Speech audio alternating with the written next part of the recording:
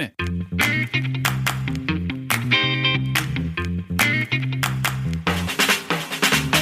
Welcome to the Senior Rehab Podcast. The podcast for rehab clinicians that want to better serve older adults. Shorts. This is Senior Rehab Shorts, the evidence-based segment for geriatric rehab clinicians, bringing you relevant and applicable content to better serve your patients, regardless of your setting. And now your host, Joe Daniels.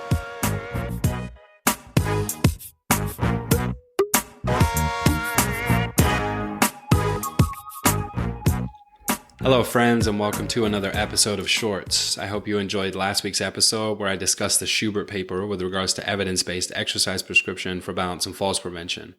My goal with that segment is to provide you all as listeners with relevant and up-to-date evidence on relevant topics to better serve your patients, or just simply to have as a reference in case you get asked about the why behind your interventions.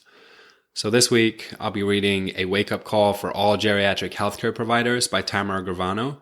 Tamara is a board-certified geriatric clinical specialist, currently holds multiple leadership roles within the APTA and the AGPT, and is also the Director of Clinical Education at Marshall University in Huntington, West Virginia. So this article today comes out of the 2016 Gerinotes, and it's volume 23, number 5 for those of you interested. I will also put a link in the show notes. So the article begins with a quote from the American Geriatric Society annual meeting program. The AGS annual meeting is the premier forum for the latest information on clinical geriatrics, research on aging, and innovative models of healthcare delivery. The meeting will address the professional and educational needs of geriatrics professionals for all disciplines through state-of-the-art educational sessions and research presentations about emerging clinical issues, current research in geriatrics, education, health policy, and delivery of care. And again, that's from the American Geriatric Society annual meeting program. And Tamara begins her article like this. I recently attended the American Geriatric Society, or the AGS, annual meeting conference in Long Beach, California, a gathering that is entirely focused on geriatric care, and I was surprised there was little mention of physical therapy. Judging from the description on the advertising materials in the conference program, I was looking forward to meeting other like-minded individuals who share a love of geriatrics. According to the AGS, the American Geriatric Society supports a multidisciplinary, team-based approach to healthcare for older adults, especially in conditions of balance impairment and fall prevention, which includes physical therapy. Evidently, physical therapy is known to the AGS, and given our education, it would make sense that PT would be indicated in a comprehensive treatment program. As balance training and fall prevention is in our wheelhouse, why would there be a lack of emphasis on PT as the interventionist of choice for balance and falls at this meeting? Why wasn't PT mentioned more often as a treatment option in the first place? I agree that our aging patients benefit from a multidisciplinary approach to their care, and I'm always looking for successful examples of innovative, interdisciplinary care firsthand. Having practiced in several multidisciplinary settings, I know a team-based approach has its benefits and limits, so I choose to attend a conference where various healthcare professionals and disciplines would be represented to learn more about how physical therapists can work together with other healthcare professionals to decrease balance and falls and other outcome measures of function. However, it was apparent to me that not all disciplines view PT as a primary approach to treating balance deficits in older adults. So I went digging for information in the AGS program and reviewed the credentials of the AGS Program Committee, proposal reviewers, and abstract reviewers. Nearly all members held medical degrees, with a few PharmD and RN degrees located in each committee. I found it puzzling that no physical therapists were credited with having participated in the planning and organization of the meeting. When I checked the program to see if PT would be mentioned or included, I found the following statement. The annual meeting program committee has worked hard to create an exciting program that will present high-quality clinical and scientific content to our diverse audience. The 2016 annual meeting will address the educational needs of geriatric health professionals from all professions. Physicians, nurses, pharmacists, physician assistants, social workers, long-term care and managed care providers, healthcare administrators, and others, can update their knowledge and skills through state-of-the-art educational sessions and research presentations. Surprisingly, physical therapists were not given a direct mention, and instead we were lumped together with others. I may be reading too much into this detail, but it left me with an impression that the omission of PT speaks to a continued lack of recognition for our profession and as geriatric specialists.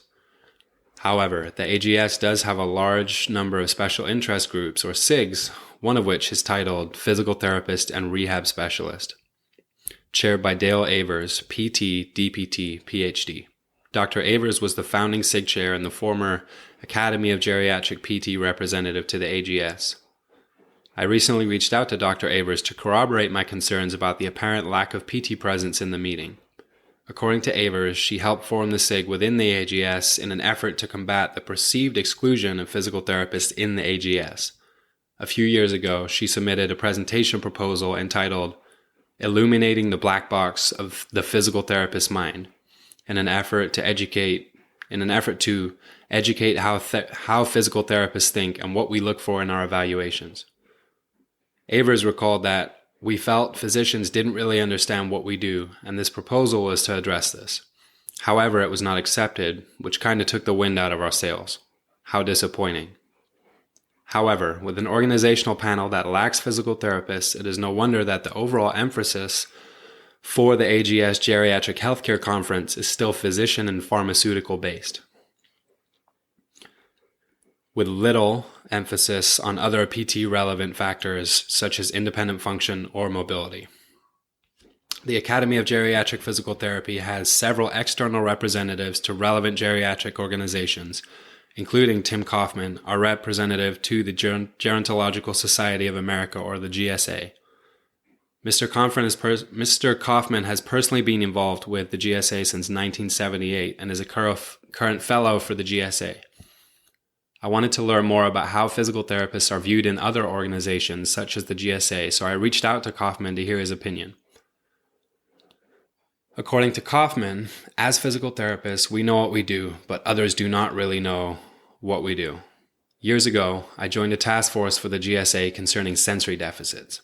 I was pushing proprioception and kinesthesia while others were thinking vision, sound, smell, and tactile sensation. After considering the insights from both insiders, it was apparent that we have not yet made inroads into true interdisciplinary conference content. I did not attend the meeting for the continuing education credit, as the continuing education units, or the CEUs, listed in the AGS annual conference program did not include physical therapists. Physicians and nurses were awarded the maximum 28.5 CEUs, and pharmacists earned a reduced number of CEUs at 18.75 for their attendance, leaving other disciplines unable to claim credit. In an interdisciplinary program, why weren't any CEUs given to the remaining healthcare providers?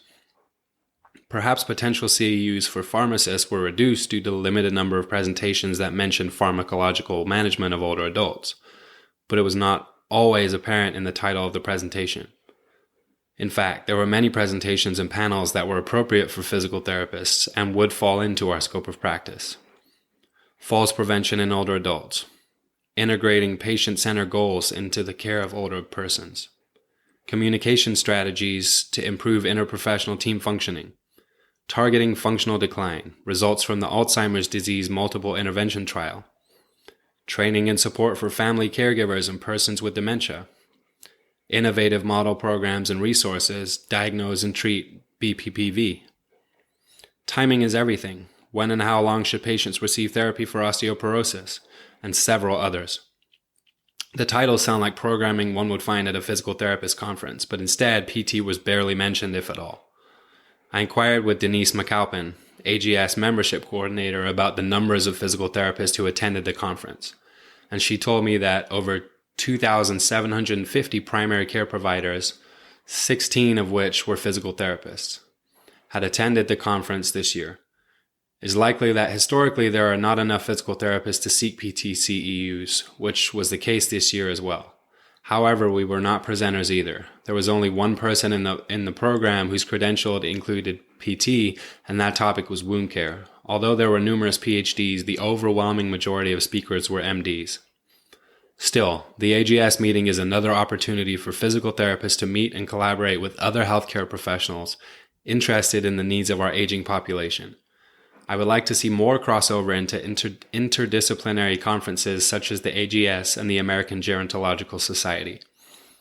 Other possible educational meetings that would be an option for our profession to participate in included the American Academy of Home Care Medicine, the American Academy of Neurology, the American Federation for Aging Research, and the Society for Post-Acute and Long-Term Care Medicine, in addition to the National Institute of Aging and many others. Coincidentally, I'm currently experiencing the same lack of PT leadership roles in geriatric interest groups in my own state. When I moved to West Virginia 5 years ago, I was given the opportunity to attend the West Virginia Geriatric Education Center annual conference. I was surprised to find that the Balance and Falls education and treatment was presented by a physician. I immediately asked how I could get involved. The following year, I delivered the fall prevention content, and I'm currently on the planning committee for next year's conference. I think that taking the initiative in similar situations may be one way to make sure PT is not left out of the conversation and the conference. I've been a member of the APTA for 16 years and attended its national meetings for the last 11. These last few conferences were the first time I had ventured out of my comfort zone into related organizations to learn more about geriatrics from a collaborative, interdisciplinary approach. I challenge physical therapists to reach out to the AGS, the GSA, and other similar organizations to see for themselves how to get involved and increase our visibility to other healthcare professionals. If you would like to become involved with the Academy through being a liaison with other outside organizations such as these, please contact the executive office and let us know. Together, we can move the profession forward. So great stuff by Tamara Gravano there. Clearly relays the message that we could be more involved within geriatrics from a multidisciplinary standpoint. And again, if you'd like to contact Tamara, it's Gravano at marshall.edu. That's Gravano at marshall.edu. I'm sure she would be happy to answer your questions. Until next time, my friends, stay funky.